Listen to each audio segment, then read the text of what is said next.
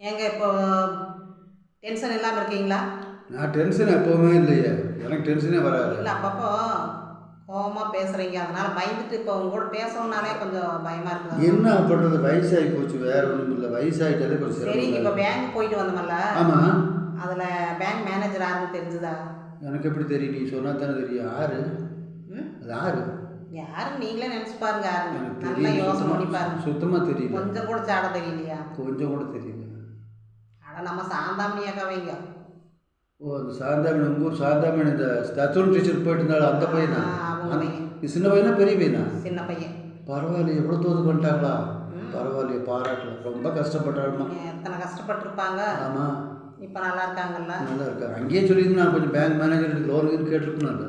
அது எதுக்கு நம்மளுக்கு தேவையில்லாமல்? உங்களுக்கு சொன்னால் நீங்கள் லோன் வாங்குவீங்க, கேட்பீங்க. உங்களுக்கு 20 வயசு மேலே கொடுக்க மாட்டாங்கன்னு தெரியும். இருந்தால் போய் பேச்சுக்கு போய் பேசிட்டு வந்துக்கலாமல்ல.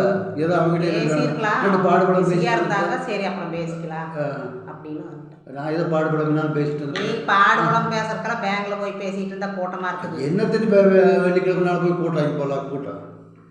எல்லாத்தையும் சொல்லலாம் போட்டு இப்போ வந்து சொல்கிறாங்க. அங்கே போய் உங்கள் சொந்தமெல்லாம் கொண்டாடிட்டு இருக்க முடியாது சாமி. பேங்க் அரைச்சி கதவு எடுத்து பிடிச்சி சாத்திடுவேன் எனக்கு. வேண்டாம், எதுக்கு? சரி விடு. வேண்டாத்த வேலை தானே பேசுறீங்க. வயசான பிறகு சாந்தாமணி போட்ட கஷ்டத்துக்கு பெரிய பையன். பெரிய பையன் எங்கேயோ மெட்ராஸில் வேலையில் இருக்காப்புல. மெட்ராஸ்லையா? அவன் என்ன வேலையில் இருக்கிறான்? அதே ஐடி கம்பெனியில் இருக்கானா? பாப்பாடா, கஷ்டப்பட்டான். விட்டு போட்டு போயிட்டான் புருஷன். இல்லை, விட்டு போட்டு போய் அவன் போட்டு போகிறது, அப்புறம் இடையில வர்றது போகிறது, காசை பிடிங்கிட்டு போகிறான். இப்படியே தான் இருக்கிறான். இப்படியே இருந்தா வேற ஏதாவது கல்யாணம் பண்ணிட்டானுமா? அட்டப்பாடியில் இருந்தான் அவன். தெரியலப்பா. அப்புறம் அதெல்லாம் கேட்கல. அதெல்லாம் கேட்கலையா?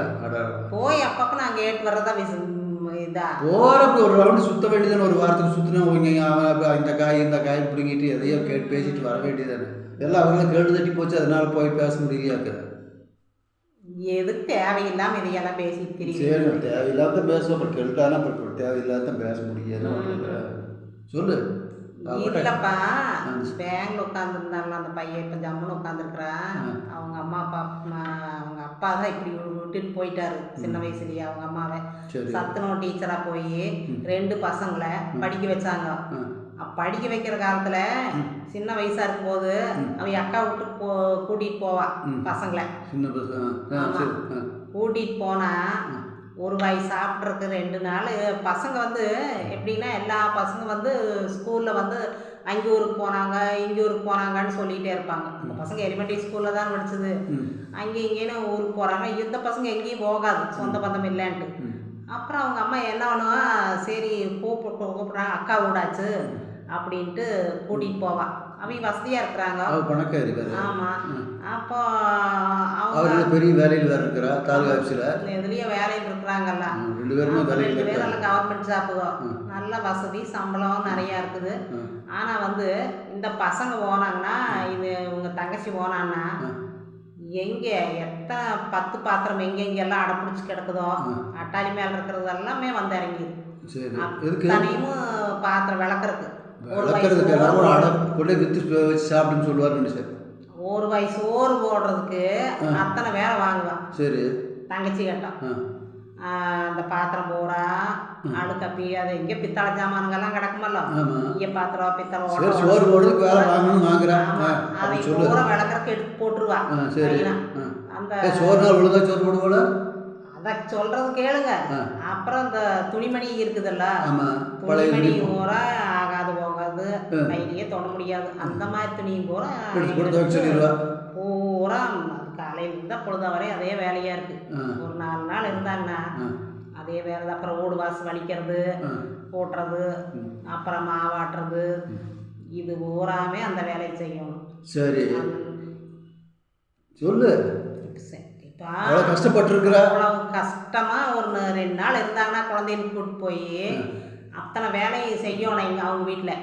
அப்போ தான் ஒரு வயசோடு அந்த குழந்தைகளுக்கு அந்த மாதிரி பண்ணுவான். காரணம் என்ன தெரியுமா? வசதி இல்லாத காரணம். வசதி இல்லாத காரணம் மட்டுமல்ல, அவளுக்கு 2 பேரும் பொட்ட பிள்ளைங்க. பொட்ட பிள்ளைங்களா பசங்களாம் இருக்கட்டுன்னா இவளுக்கு 2 ஆம்பளை பசங்க. ஆம்பளை பசங்க தான். இந்த பசங்க போனால் செம்ம குறும்பு காணா. குறும்பு பண்ணுறதுனால அவங்க அக்கா என்ன பண்ணுவானாம அழுகாமல் நோண்டி விட்டுருவா. நோண்டி விடுறா? சூட வச்சிருவாளா? குழந்தைகளுக்கு பிடிக்காத அளவுக்கு ஏதோ ஒன்று பண்ணி விட்டுருவா. அப்புறம் அந்த குழந்தையும் போயிட்டு தான் இருந்தது சின்னதாக இருக்கும்போது. இப்போ விவரம் தெரிஞ்சிருச்சுல்ல, அது அப்போ போகாமல் விட்டுருச்சாமா. சரி. அப்புறம் தங்கச்சி சொன்னா அப்போல்லாம், அப்போ அந்த குழந்தைய அத்தனை கஷ்டப்பட்டு ஒரு வயசு சாப்பாடு ஓடுறதுக்கு அத்தனை வேலை வாங்கி அவங்க தங்கச்சி கிட்ட அத்தனை ஒரு வேலைக்காரி மாதிரி தான் நடத்துவாளாமா.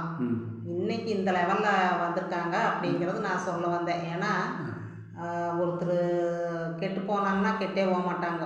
அதெல்லாம் ஆட்டம் அப்படி இப்படி ஏதோடு பண்ணி விடுவேன். அப்புறம் அவங்க குழந்தைகள் எப்படி இருக்குது? உங்கள் அக்கா குழந்தைகள் யார் அக்கா குழந்தை? அவங்க அக்கா குழந்தைங்களா? அதுவும் நல்ல வேலைக்கு போயிருந்தாலும் பெரிய வேலைக்கு போயிருக்கோம்ல. பெரிய வேலைக்கெல்லாம் போகல, படிப்பும் வரலையாமா. சரி.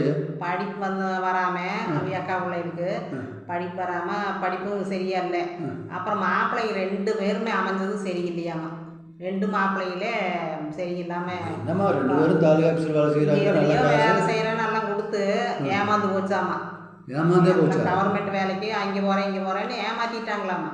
இது எப்படி இவங்களா? அது சின்ன பிள்ளைக்கு வேற 3 லட்சத்திரம் இருக்குது. அது 3 லட்சத்துக்கே நம்ம கொடுத்து அது மூலமாக போச்சா? அது ஒன்றுக்கு ஆகலை. சரி. குடும்பமே ரோப் இல்லாமல் இருக்கிறாங்களாமா. அத்தனை வசதி இருந்து இப்போ அவங்க அப்படி சரி சம்பாரிச்சு வச்சிருக்காரு. சாப்பிட்டு எத்தனை பேர்கிட்ட கை நீட்டிப்பாங்க. இப்போ வந்து காசு இருந்து என்ன பண்ணுறது? இப்போ பென்ஷன் எல்லாம் வந்துட்டு இருக்குது. இந்த நல்லா இருக்க முடியல, ஒன்றும் நிம்மதியாக என்னாச்சு? அந்த 2 பிள்ளைகளுக்கும் மாப்பிள்ளையிலையும் வச்சு தாங்கிட்டு இருக்கிறாங்க. அந்த குழந்தையிலையும் இவங்க தான் பேரம்பேத்தியும் இவங்க தான் பார்க்க வேண்டியதாக இருக்குது. சரி. என்ன அந்த காசுக்கு நீங்கள் இருப்ப எடுத்துருச்சா? கரையாந்துன்னு போகுது. அதனால இப்படி நாள் வரட்டும்னு ஆண்டவன் கொடுத்துருப்பாங்க. எப்படியோ ஆண்டவன். உடம்புக்கு 2 பேர் நல்லா இருக்காங்களா? அதுவும் இல்லையே. ஏன்